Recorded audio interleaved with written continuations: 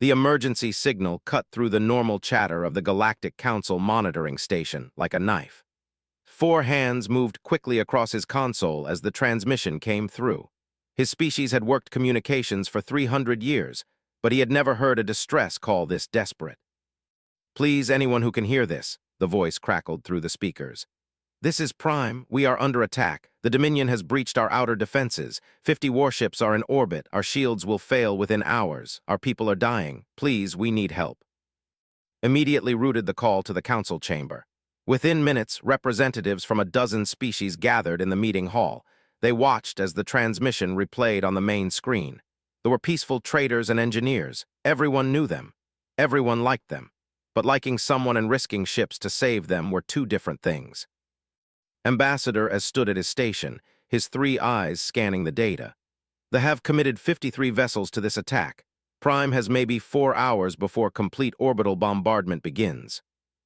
"Where are our nearest fleets?" someone asked. "The battle group is 3 standard cycles away. The defenders are even farther. By the time any council military arrives, Prime will be ash and memory." The chamber fell silent. Everyone knew what that meant. They were going to die, and there was nothing anyone could do about it.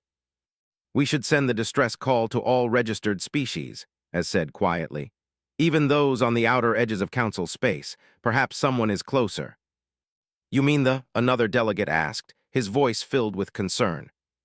"The humans are only 6 hours from Prime at their fleet speeds, but they have only been part of the galactic community for 5 years. They are not obligated to respond. They are dangerous. Their world is a nightmare of high gravity and predators. They evolved to be killers. Right now, they need killers," as said. "Send the transmission to all species, including Earth." 6 hours away, on the human military station orbiting Mars, Commander Jake Harrison was finishing his shift. The red planet filled the window behind him, its dusty surface glowing in the sunlight. He was about to head to the mess hall when his console beeped. "Commander, we're receiving a priority transmission from the Galactic Council. It's a general distress call." Jake turned back to his station and pulled up the message. He listened to the plea, watched the tactical data scroll across his screen. 53 warships, 4 hours until the shields failed, 3 billion civilians with nowhere to run. "Get me Fleet Admiral Cooper, right now." It took less than 2 minutes for the secure channel to connect. Admiral Cooper appeared on the screen, his hair and sharp eyes showing a man who had commanded ships for 30 years. "I've already heard the transmission," Cooper said before Jake could speak. "I'm looking at the tactical data now. We can make it in 6 hours if we push the engines hard." "Sir, the Council has not officially requested our assistance. They are not part of any treaty with Earth. We have no legal obligation to respond." Cooper's face hardened. "Jake, I didn't join the fleet to hide behind legal obligations. 3 billion people are about to die. We can do something about it. That's all I need to know." "Yes, sir. I'm ordering the 3rd Defense Fleet to deploy immediately. Captain Lisa Martinez will command the operation. Tell her to get the Defiance ready to jump. I want 12 ships ready within the hour." Jake felt relief wash over him. He had hoped Cooper would give that order. "What about the Council? What about the other species who think we're too violent?" "Let them think what they want. When someone calls for help, we answer. That's what humans do." The channel closed. Jake immediately began routing orders to the fleet. Within minutes, alarms sounded through the orbital stations. Ships that had been docked for maintenance suddenly came alive. Crews ran to their stations. Engines that had been cold began their warm-up sequences. On the carrier Defiance, Captain Lisa Martinez received her orders and smiled. She was 42 years old, had commanded 3 different ships, and had been waiting 5 years for Earth to truly show the galaxy what humans were capable of. "All hands, battle stations. We have a rescue mission. I want this ship ready to jump in 45 minutes. Anyone who can't keep up can stay behind." Her crew moved like a machine. Humans had trained for war since before they could write. Every person on that ship knew their job. Within 30 minutes, the Defiance was ready. Around her, 11 other ships reported combat ready.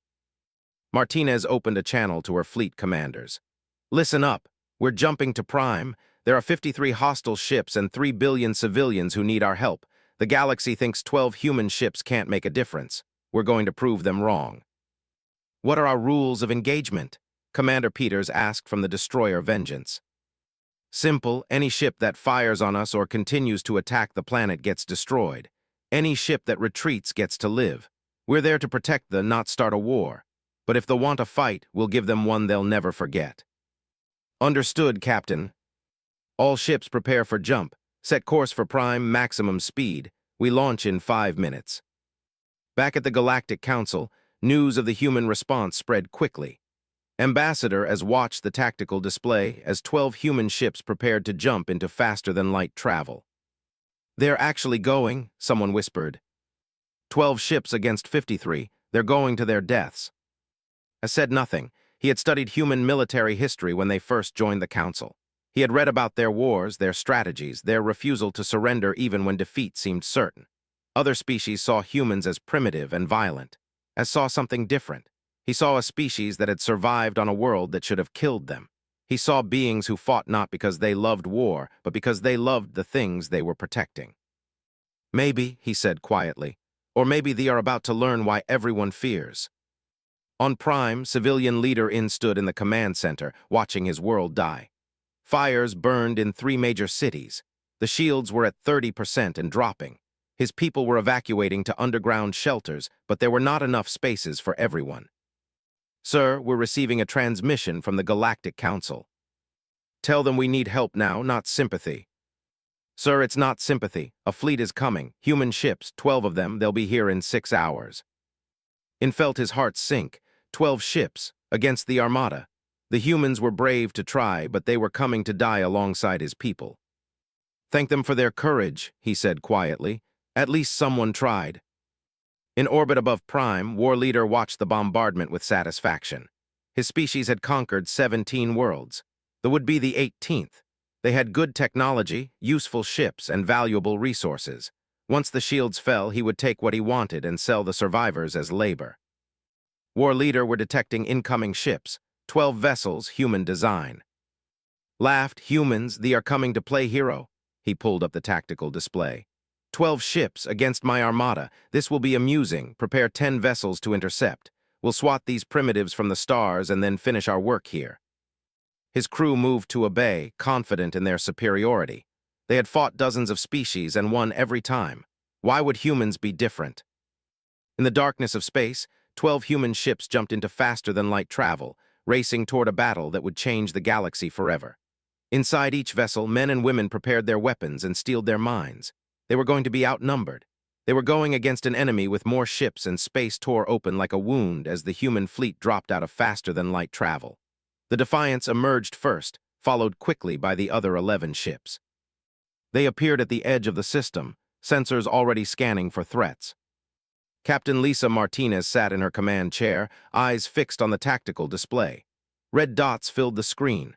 53 warships surrounded Prime like vultures around dying prey. The planet's shields flickered weakly, nearly depleted. Report, Martinez ordered. Lieutenant Brandon Cole worked his tactical console quickly. Confirmed 53 vessels. Most are cruiser class with at least 6 heavy battleships. They're maintaining orbital bombardment positions. The planet's shields are at 12% and falling. How long before shield failure? 30 minutes, maybe less. Martinez opened a channel to her fleet. All ships, this is Defiance. Execute attack plan Delta 3, split into 3 groups. We're going to hit them from multiple angles. Commander Peters responded first from the Vengeance. Copy that. My destroyer group will take the western approach. Thunder group moving to eastern vector. Commander Wright confirmed. Sentinel group will swing wide and cut off any retreat. Lieutenant Commander Chris Bailey added. Martinez allowed herself a small smile. Her commanders were ready. Her crew was ready. Time to show the galaxy what humans could do. On the surface of Prime, In watched his sensors with fading hope. The human ships had arrived, but they looked so small compared to the Armada. Each battleship was twice the size of the largest human vessel. The math was simple and brutal. They're splitting up, his military coordinator said, his voice confused. Why would they divide their forces? They're already outnumbered. Maybe they have a plan we don't understand. Or maybe they're desperate. In said nothing. He simply watched and prayed to whatever gods might be listening that these brave humans would somehow survive the next hour. Aboard the flagship, War Leader observed the human formation with amusement. He had fought many battles and crushed many enemies. These humans were either incredibly brave or incredibly stupid. "Open a channel to the human flagship," he ordered. The communication connected within seconds, saw a human female on his screen. She looked small and soft compared to his own muscular frame. Humans were meant to be dangerous, but this one looked like she could barely survive a strong wind. "Human vessel, this is War Leader of the Dominion. You have entered a combat zone. I am offering you one chance to retreat with your lives. Refuse, and I will add your ships to my collection of victories." Martinez stared back at him without any expression. "War Leader, this is Captain Lisa Martinez of the Earth Defense Fleet. I'm offering you one chance. You have 30 seconds to withdraw all forces from space. After that, any ship that remains becomes a legitimate target." Laughed a deep sound that echoed through the bridge. "30 seconds? You have 12 ships, human. I have 53. You are outnumbered and out of your depth. They are mine. Leave now or join them in death." 20 seconds.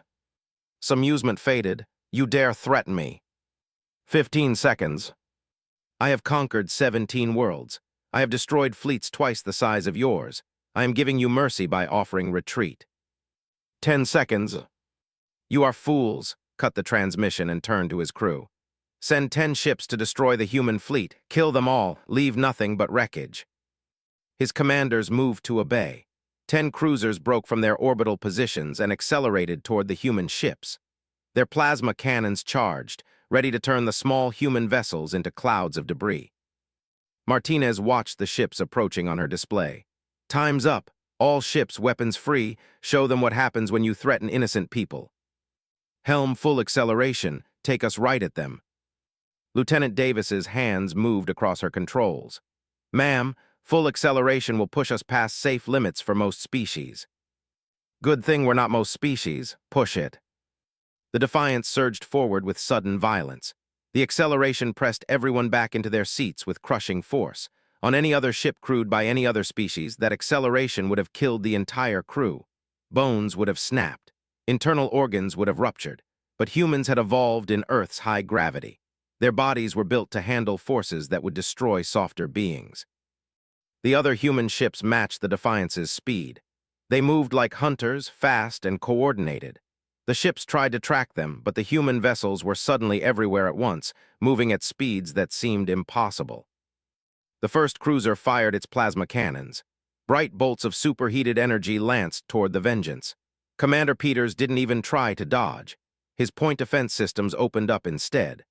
Hundreds of small rounds filled the space between the ships, intercepting the plasma bolts and detonating them harmlessly. The few shots that made it through slammed into the Vengeance's armor plating. The shields absorbed most of the impact. The armor took the rest without any real damage. Earth was a violent world. Humans had learned to build things that could survive that violence. "Return fire," Peters ordered calmly. The Vengeance's main opened fire. The weapons were simple. Take a solid slug of metal and accelerate it to a significant fraction of light speed. No fancy energy weapons, no complex plasma, just mass and velocity and basic physics. The rounds hit the cruiser in less than a second. The ship's shields were designed to deflect energy weapons. They were not designed to stop solid projectiles moving at relativistic speeds. The rounds punched through the shields like they weren't even there. They tore through the hull, smashed through internal compartments, and exploded out the other side. The cruiser came apart in a ball of fire and debris. "Target destroyed," Peters reported, moving to the next one. Watched in shock as his cruiser exploded. That was impossible.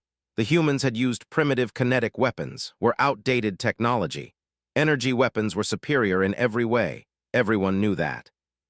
"All ships focus fire on the human vessels. Destroy them now." But destroying the human ships was proving harder than expected. They moved too fast. They dodged too well.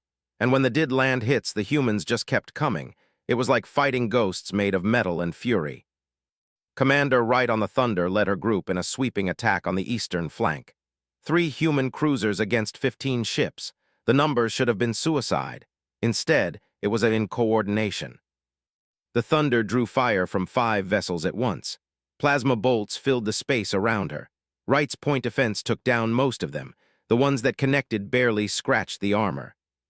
"Missile launch full spread," Wright ordered. 50 missiles erupted from the Thunder's launch tubes. They weren't plasma or energy weapons. They were simple explosives with guidance systems and engines. But they moved fast and they moved smart. They tried to intercept them. They managed to destroy about 30. The other 20 found their targets. 2 cruisers went dark as missiles ripped through their engine sections. A third lost its weapon systems. The others scattered, trying to get away from the human ships that seemed to ignore damage and keep fighting. Lieutenant Commander Bailey's destroyer group was even more aggressive. The smaller ships darted between the vessels like sharks in a feeding frenzy. They fired, moved, fired again. They couldn't keep up. Every time they tried to target a human destroyer, it was already somewhere else. "Ma'am, they are pulling ships from the planetary bombardment," Cole reported to Martinez. "They're committing everything to fighting us." Martinez nodded. That was exactly what she wanted. Every ship fighting humans was a ship not killing. "How many have we destroyed?" 7 confirmed kills, another 5 severely damaged. "And our casualties?"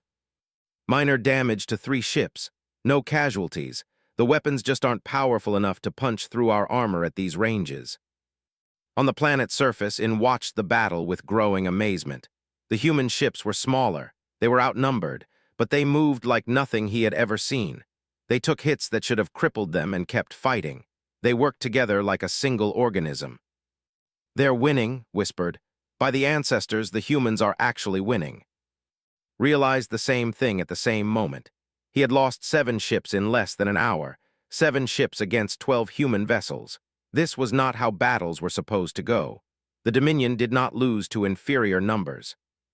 "All ships concentrate fire on the human flagship. If we kill their commander, the rest will fall apart." Every ship still capable of firing turned their weapons toward the Defiance. Martinez saw it coming on her tactical display. "Here they come, brace for impact." Space filled with plasma fire. Dozens of bolts converged on the Defiance from every direction. The ship's point defense worked overtime, but there were too many targets. Plasma slammed into the shields. The shields held for a moment, then collapsed under the sustained fire. "Shields down," Cole reported. "Hull armor holding," someone else added. Martinez felt the impacts through the deck. But the Defiance had been built on Earth, designed to survive in the worst conditions humanity could imagine. The armor was layered metal and composite, capable of taking punishment that would vaporize softer materials. "Return fire, all weapons. Show them what happens when they make us mad." The Defiance unleashed everything she had. Missiles, point defense lasers, all firing at once. The closest ship simply ceased to exist, torn apart by the concentrated fire. The next one lost its entire forward section. A third tried to retreat but took a round through its main reactor. Commander Tyler Morgan on the Sentinel identified something important through his electronic warfare systems. "All ships, I've located the flagship, sending coordinates now." Martinez saw the data appear on her screen. The flagship was hanging back, directing the battle from a safer distance. That was smart tactics. It was also a weakness. "All ships converge on the flagship. Time to cut off the head." 6 human ships broke from their current engagements and accelerated towards vessel. The war leader saw them coming and realized his mistake too late. Evasive maneuvers, all nearby ships protect the flagship. But the human ships were too fast and too determined. They came from different angles, firing as they closed. Shields lit up under the assault, holding for a moment before collapsing completely. Rounds tore through the hull. Missiles found weak points and exploded inside the ship. Sent one final transmission before his ship came apart. "You may have won this battle, but the explosion of the flagship lit up the space around Prime like a dying star. Debris scattered in all directions. The remaining ships stopped firing, their commanders suddenly uncertain what to do without their war leader." Captain Martinez watched her tactical display as the enemy fleet began to fragment. Some ships held position. Others started moving away. A few were clearly damaged and drifting. The battle was not over, but the outcome was no longer in doubt. "Open a channel to all vessels," Martinez ordered. The communication went out on all frequencies. Martinez's face appeared on every ship still capable of receiving transmissions. Her expression was hard but not cruel. Commanders, this is Captain Martinez. Your war leader is dead. 18 of your ships are destroyed. You have one opportunity to survive this day. Power down your weapons and leave space immediately. Any ship that fires on us or continues to threaten the planet will be destroyed without warning. You have 60 seconds to decide. On the ships, commanders looked at each other with uncertainty. They had never retreated before. The Dominion did not surrender, but they had also never fought an enemy like this. The humans had destroyed their fleet with only 12 ships. Continuing the fight seemed like choosing death. The first ship powered down its weapons and turned away from Prime. Then another. Then 5 more. Within 30 seconds, every surviving vessel was activating their faster-than-light drives and preparing to jump away. "They're leaving," Lieutenant Cole reported. "All hostiles are withdrawing from the system." Martinez watched until the last ship vanished into the darkness of space. Only then did she allow herself to relax slightly in her command chair. Damage report. Defiance took moderate damage to forward shields and armor plating, nothing critical. The Vengeance has some sensor damage. Thunder reports minor hull breaches in non-critical sections. All other ships are combat effective. Casualties. None, ma'am. A few minor injuries from the impacts, but no deaths. Martinez felt relief wash through her. They had gone up against a force 5 times their size and won without losing a single person. That would be hard for the galaxy to ignore. Send a message to Admiral Cooper. Tell him they are safe and they have retreated. We'll remain in system until we're sure there's no secondary threat. Yes, ma'am. And open a channel to the planet. Let's tell that they can come out of their shelters. On the surface of Prime, In stood in the command center with tears running down his face. His communications officer was trying to speak, but In couldn't hear the words over the sound of his own heart's beating. They were alive. His people were alive. The humans had done the impossible. "Sir, we're receiving a transmission from the human flagship." In wiped his eyes and straightened himself. "Put it through." A human woman appeared on the screen. She looked tired but alert.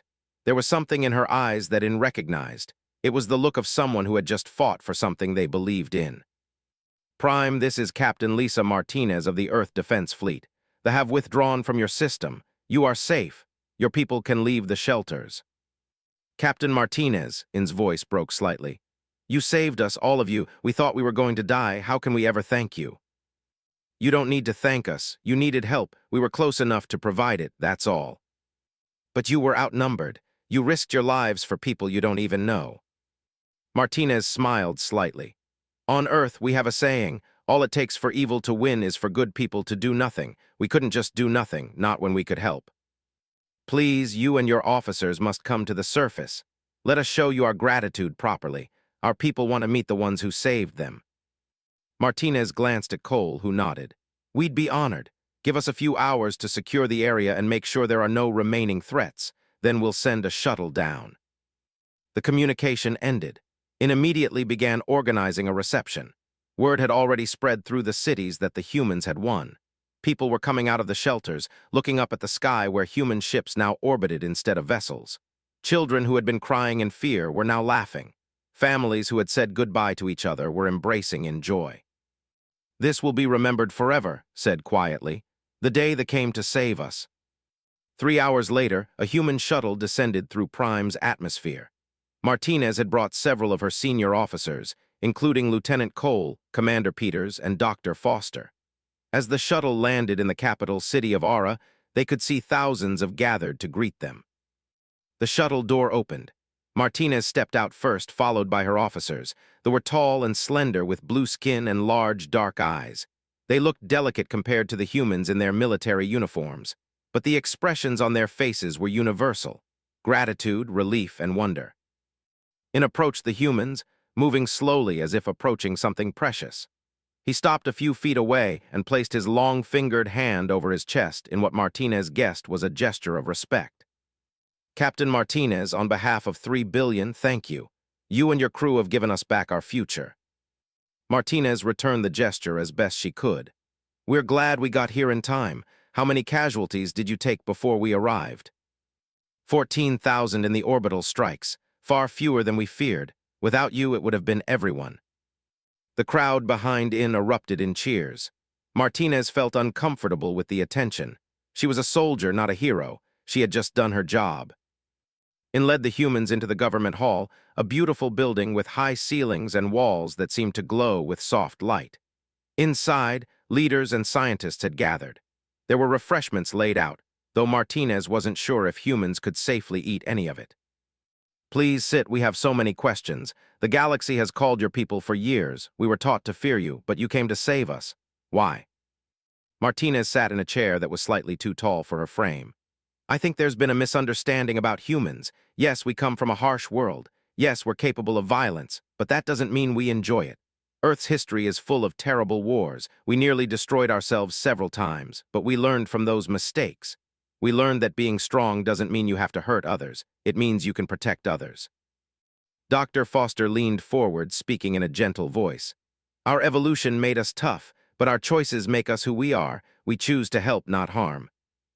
A scientist raised his hand nervously. May I ask about your physiology? We've been analyzing the battle data. Your ships moved at accelerations that would kill any of our people. How do you survive that? Foster smiled. Earth has gravity about 3 times what you experience here. Our bones are denser. Our muscles are stronger. Our organs are reinforced. We evolved to handle punishment. That same evolution lets us handle high-speed maneuvers in combat. And your weapons? Another scientist asked. We use plasma and energy beams. You use kinetic projectiles. That technology is ancient. Commander Peters answered this time. Sometimes old technology is the best technology. Plasma weapons are powerful, but they can be deflected by proper shields. A solid slug moving at a fraction of light speed doesn't care about shields. It just goes right through them. Simple physics. But they had more ships. How did you win?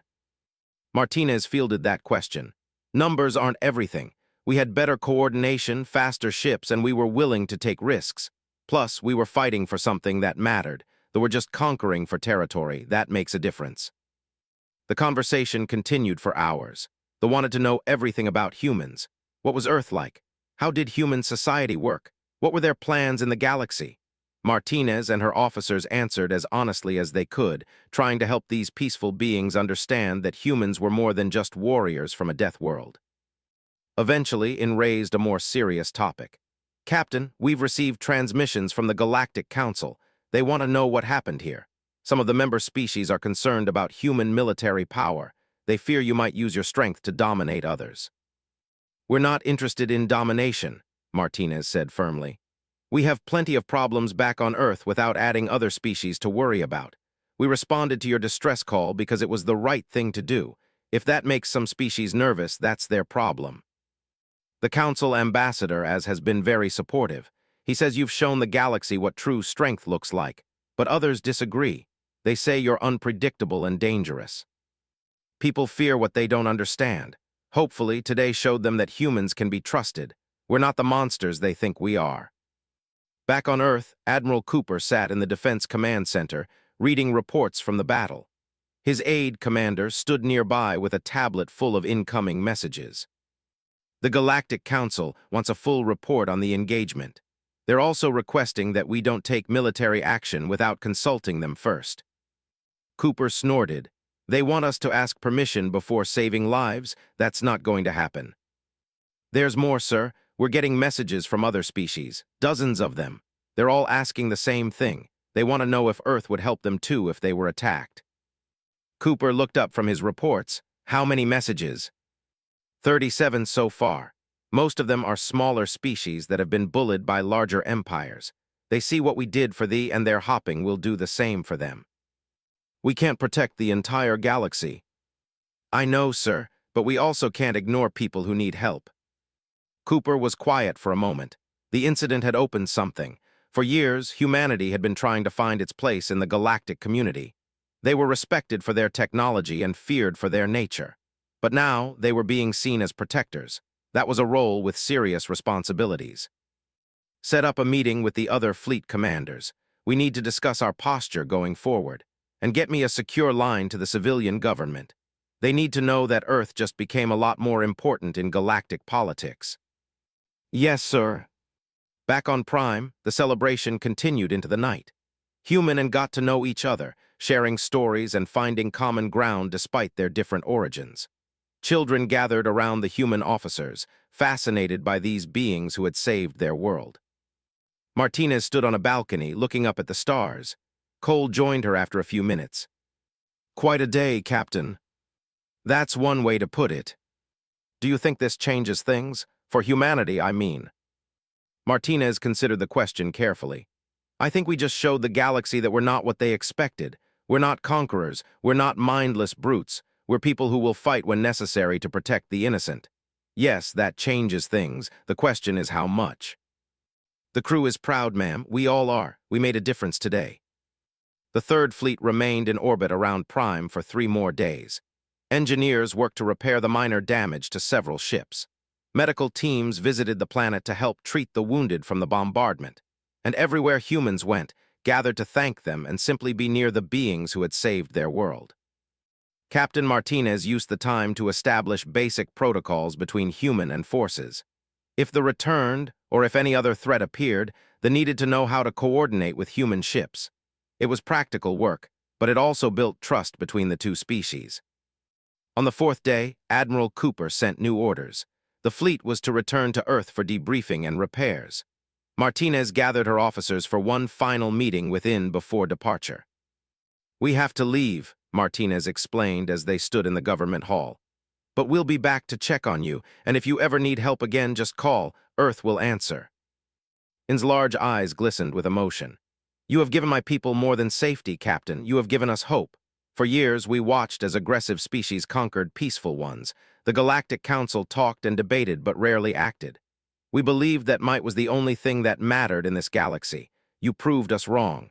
You showed us that strength can be used to protect, not just to destroy.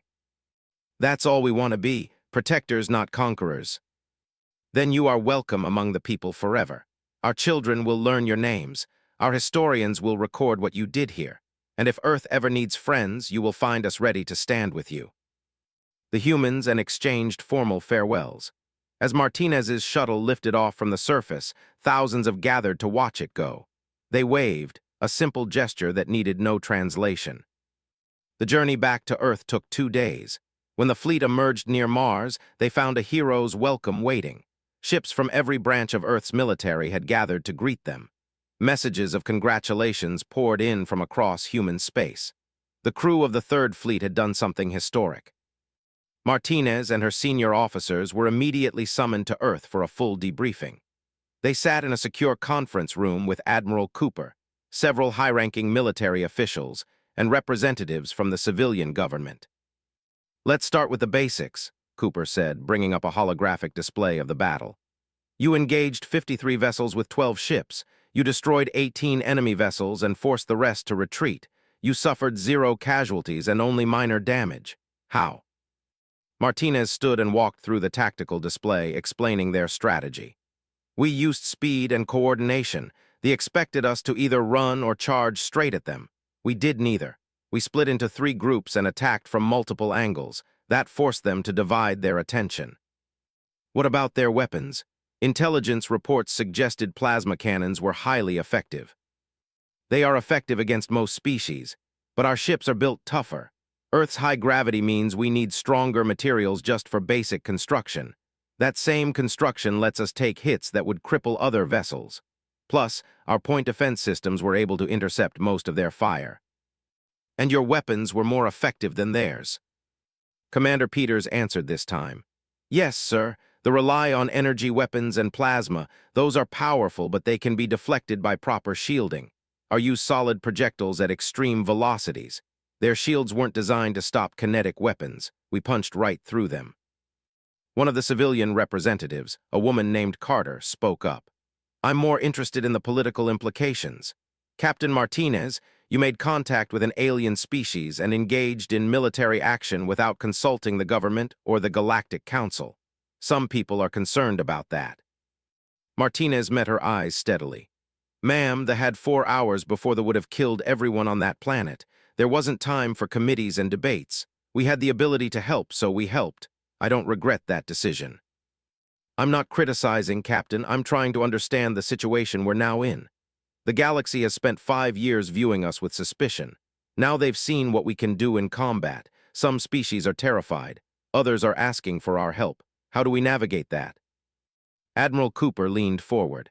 That's exactly what we need to figure out. Since the battle, we've received 43 requests for military assistance. 43. Small species being bullied by larger ones, colonies under threat, trade routes plagued by pirates. Everyone suddenly wants Earth to be their protector. Can we do that? Someone asked. Do we have the resources to defend other species? More importantly, said, should we? Earth has its own problems. Our colonies are still developing. We have limited military resources. Can we really take on the responsibility of protecting the galaxy? The room fell silent. It was Martinez who finally spoke. With respect, ma'am, I think we already have that responsibility, not because anyone gave it to us, but because we have the ability to help. When you can save lives and choose not to, what does that make you? It makes you practical, another official argued. We need to think about Earth's interests first. I disagree, Cooper said. Earth's interest is in building a galaxy where peaceful species can exist without fear. The incident showed us that the current system doesn't work. The Galactic Council is too slow and too political. By the time they decide to act, people are already dead. If we want a better galaxy, we need to be willing to do something about it. The debate continued for hours. Eventually, a compromise was reached. Earth would not commit to protecting every species that asked, but they would respond to clear cases of aggression against peaceful civilizations. They would also begin discussions with like-minded species about forming a mutual defense pact. While Earth debated policy, the galaxy was having its own discussions.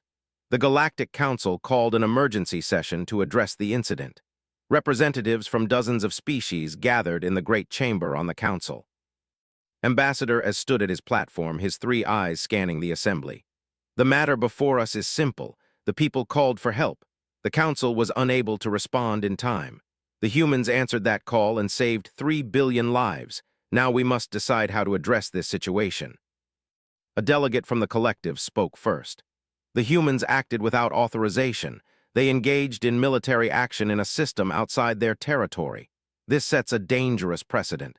What's to stop them from deciding to intervene anywhere they choose? What stopped them from ignoring the distress call? As countered. The humans were under no obligation to help. They did it anyway. That speaks to their character. It speaks to their aggression, another delegate argued. They destroyed 18 vessels, 18, with only 12 ships. That level of military power is concerning. What if they decide to use it against council members? Have they threatened anyone? Have they made demands? Have they shown any interest in conquest? As looked around the chamber. The humans saved thee and then left. They asked for nothing in return. That does not sound like a species planning conquest. A delegate stood, her voice shaking with emotion. I would like to speak if I may. Of course, as said. My name is In. I am a representative from Prime. I was in the capital when the humans arrived. I saw what they did. More importantly, I saw why they did it. They did not come for glory or reward. They came because people were dying and they could help. Is that not what we should all aspire to? But the power they demonstrated, the delegate pressed. 12 ships defeating 53, that level of capability is frightening. It is only frightening if you plan to attack peaceful species, In replied. They threatened us. The humans stopped them.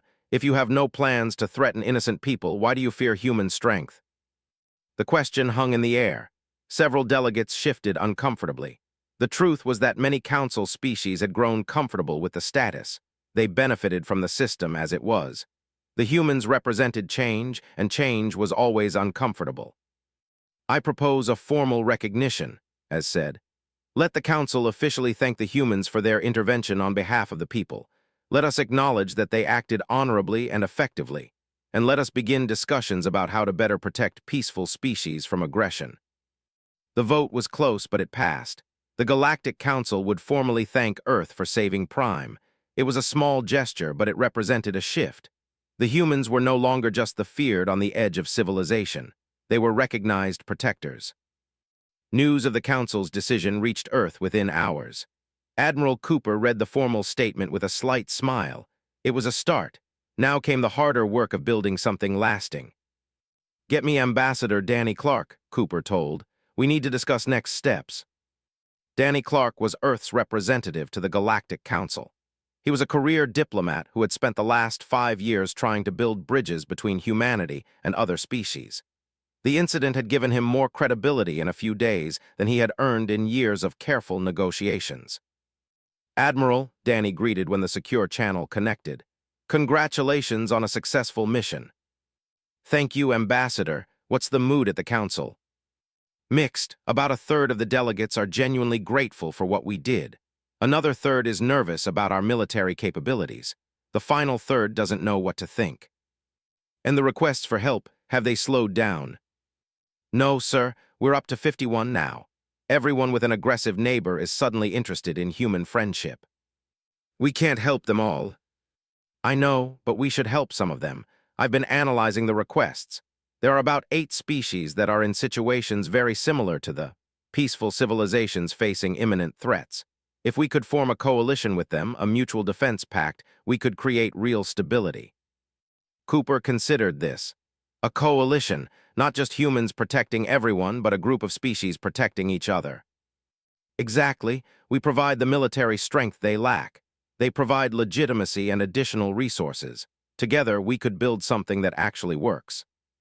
"What would you call this coalition?" "I've been thinking about that. How about the Free Species Coalition? It emphasizes that we're all choosing to work together, not being forced into it." "I like it. Start making contacts. Find out which species are serious about mutual defense. We'll begin preliminary discussions." Over the following weeks, Earth reached out to the species that had requested help. 8 agreed to meet for discussions. The Naturally were the first to join. They were followed by the Republic, a species of beings who valued order and cooperation. The Unity, a collective of ocean-dwelling creatures, signed on next. 5 other species added their names to the growing coalition. The formation of the Free Species Coalition sent shockwaves through the galaxy. For the first time, smaller species had a real defense against aggressive empires. The coalition made it clear, any attack on one member would be treated as an attack on all members. And with human military power backing that promise, it was a threat that aggressive species took seriously. The Dominion, still recovering from their defeat at Prime, declared that they would avoid all coalition territory. Other warlike species made similar announcements. No one wanted to face human ships in battle. But not everyone was happy about the coalition. The Collective and several other large powers viewed it as a destabilizing force. They argued that it would lead to an arms race, with everyone building up military forces to counter human strength. "Let them argue," Admiral Cooper said when he heard about the complaints. "We're not building an empire, we're building a neighborhood watch. If they don't like it, they're welcome to stop threatening their neighbors." 6 months after the Battle of Prime, the galaxy looked very different. The Free Species Coalition had grown to 15 member nations. Human ships patrolled trade routes that had once been plagued by pirates. Species that had lived under the threat of conquest could now sleep peacefully, knowing that help was just a distress call away. But growth came with challenges. Earth's military was stretched thin trying to honor all their commitments. Admiral Cooper stood in the Defense Command Center, studying a map that showed human fleet positions across 3 sectors of space. There were not enough ships to cover everything. "We need to expand the fleet," Commander said, stating the obvious. "The Coalition is asking for more patrols, more support ships, more training assistance. We're running our crews ragged trying to keep up." "I know, the government has approved funding for 30 new vessels, but it will take 2 years to build them. We need solutions now." "What about the coalition members? Can they provide ships?" "Some can. They have a decent fleet, though their weapons are outdated. They can't operate outside water environments. They are building new ships, but they're focused on defense, not offense. We're still the primary military force." Pulled up another report. "There's good news, though. Piracy has dropped by 60% in coalition space. They haven't attacked anyone in 6 months. 3 other aggressive empires have opened diplomatic channels rather than risk conflict. The strategy is working." "At what cost, though? I look at our casualty reports, and I see good people getting hurt because we're spread too thin. Ensign was injured last week when her patrol ship got ambushed. Lieutenant Park's vessel had a reactor failure because the maintenance crew was too exhausted to catch a fault. We're asking too much of too few. So we train coalition forces to handle more of the burden. They have asked for human advisors to help improve their military. So have the If we can make our allies more self-sufficient, we won't need to be everywhere at once. Cooper nodded slowly. Set it up, but make sure our people understand they're teachers, not fighters. I want them showing coalition forces how to defend themselves, not doing the defending for them. Across the galaxy, the Galactic Council was holding another debate about the human question. The council chamber was packed with delegates, all arguing about what humanity's role should be. Ambassador Az had become something of a spokesperson for the pro-human faction. He stood at his platform, addressing the assembly with passion. For generations, this council has claimed to stand for peace and cooperation. But what have we actually done? We talk, we debate. We form committees to study problems while people die. The humans showed us another way. When they needed help, the humans acted. They did not wait for approval or consensus. They saved 3 billion lives. They also destroyed 18 ships and killed thousands of, a delegate countered. That is not peace, that is war. The declared war when they attacked Prime. The humans simply responded. Or would you prefer the humans had stood by and watched while the slaughtered innocent people? We prefer a galaxy governed by laws and procedures, not by whoever has the biggest weapons. As his 3 eyes narrowed. Then where were our laws and procedures when they invaded? Where was the council fleet? Where was the mighty collective that claims to value order above all else? You were nowhere. The humans were there because they chose to be there. The debate raged on for hours, but nothing was resolved. The council was divided between those who saw humans as saviors and those who saw them as a threat. In the end, they passed a resolution calling for increased dialogue with Earth. It was a meaningless gesture that satisfied no one. Ambassador Danny Clark watched the council session from Earth and sighed. He had spent 6 months trying to build bridges, but the council remained paralyzed by its own bureaucracy. Maybe that was okay. Maybe humanity did not need the council's approval to do what was right. On Prime, life had returned to normal. The damaged cities had been rebuilt. The orbital defenses had been strengthened with human assistance. And every day, children learned about the day the humans came to save them. Stood in a classroom, watching as a teacher explained the Battle of Prime to a group of young students. The teacher used a holographic display to show the human ships arriving, the battle formations, the defeat of the fleet. Why did the humans help us? A small child asked. The teacher smiled. Because that is what humans do. They see someone in trouble and they help. It is in their nature. But everyone says humans are dangerous. They call them. They are dangerous to those who threaten the innocent. But to friends, to peaceful people, humans are the greatest protectors in the galaxy. Remember that lesson. Strength is not about hurting others. Strength is about protecting those who cannot protect themselves. Felt tears in his eyes again. He had cried more in the past 6 months than in his entire life. But they were good tears, tears of gratitude and hope. After the class ended, walked through the rebuilt capital. He saw engineers working alongside human advisors, learning new techniques. He saw children playing games with human soldiers who were off duty. He saw 2 species that should have been strangers becoming friends. His communicator beeped. It was a message from Captain Martinez. She was back in the system, leading a training exercise with defense forces. Do you have time for dinner? I'd like to discuss the progress of your new patrol ships. I always have time for you, Captain. Meet me at the government hall in 1 hour.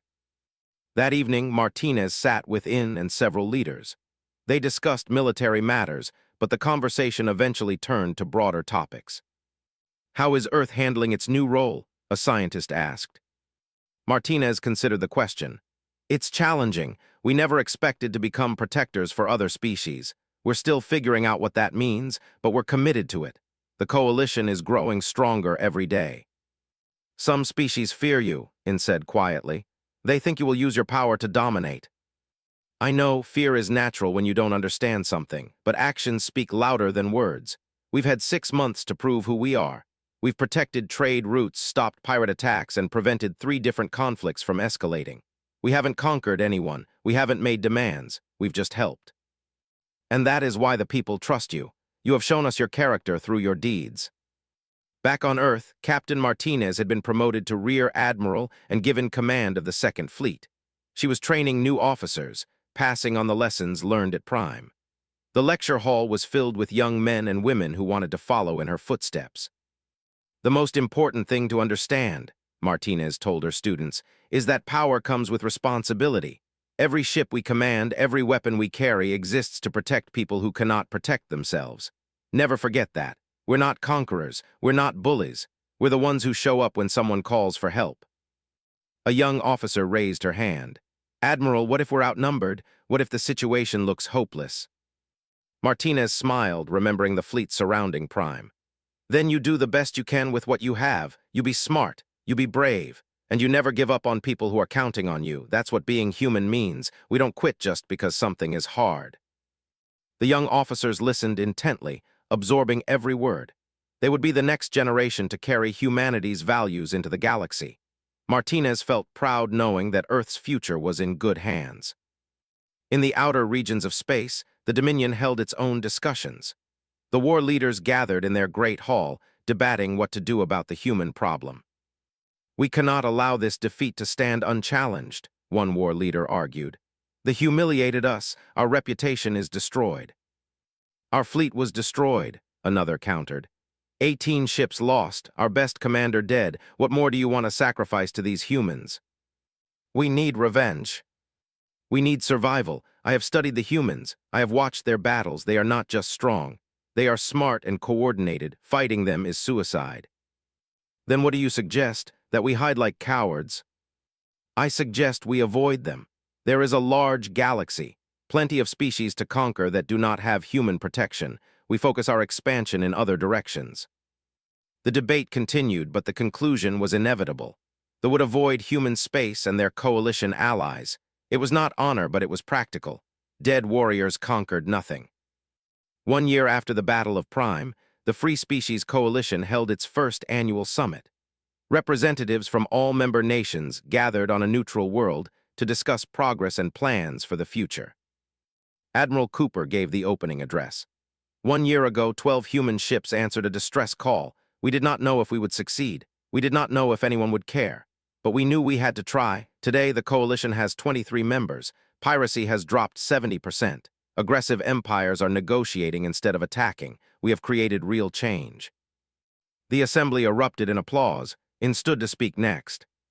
The people wish to honor those who saved us. We have commissioned a memorial on Prime. It lists the names of every human who participated in our rescue. It will stand for 10,000 years so that future generations never forget the day that came to our aid. Ambassador Danny Clark followed with an announcement. The coalition is officially opening an academy for joint military training. Officers from all member species will train together, learn together, and serve together. We will build a force that can protect all of us. The summit continued for 3 days. New protocols were established. Joint patrol routes were mapped. Cultural exchange programs were announced. The coalition was becoming more than just a military alliance. It was becoming a community.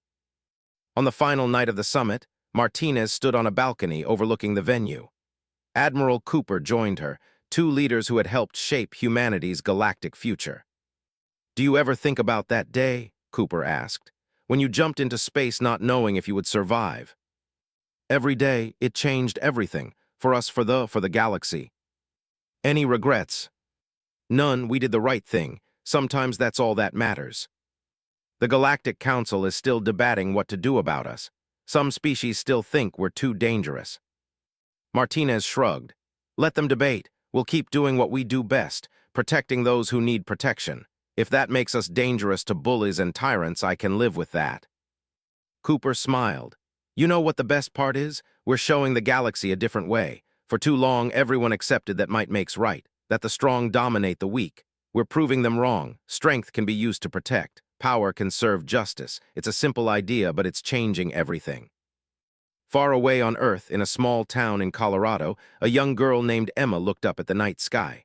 Her teacher had told the class about the Battle of Prime, about how humans had saved an entire species from destruction. Emma did not know if she wanted to join the fleet someday, but she understood something important. Being strong was not about being the biggest or the toughest. Being strong was about choosing to help others.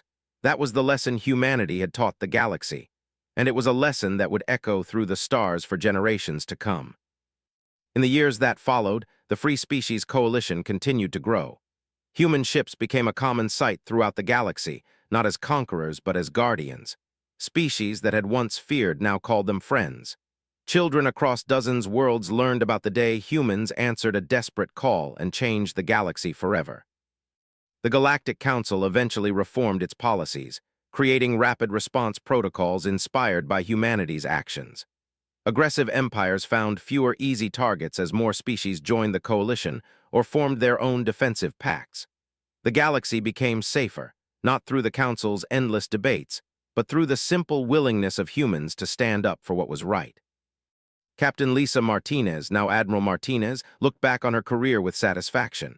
She had commanded ships, trained officers, and helped build something lasting. But she never forgot that day at Prime. The day when 12 ships faced impossible odds and won. The day humanity showed the galaxy what we're truly capable of when they fought not for conquest, but for something worth protecting.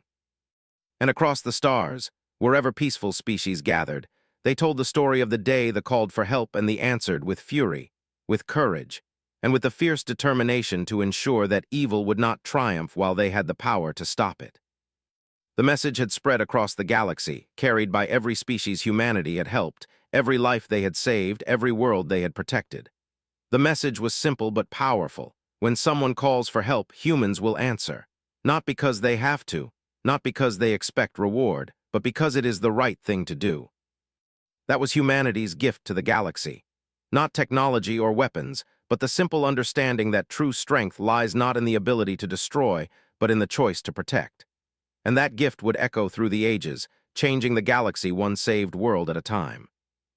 Earth had found its role in the galaxy, not as conquerors, not as isolationists, but as protectors willing to stand up when others would not. It was a role that fit humanity's nature. They had evolved as fighters, but they chose to fight for something worth protecting. And across the galaxy, species that had lived in fear for generations began to hope that maybe, just maybe, things could be different. We did, and I hope we keep making that difference, because I have a feeling today was just the beginning. The Dominion will have revenge. Then the flagship exploded, and the war leader was gone. A reputation for cruelty. But they were also children of Earth. They had evolved on a world that tried to kill them every single day. They had survived ice ages and plagues and wars that nearly destroyed their entire species. They had learned to be tough. They had learned to be smart. And most importantly, they had learned that when someone weaker needed protection, you stepped up. The fleet jumped through the stars, carrying with them the hope of an entire species and the fury of humanity unleashed.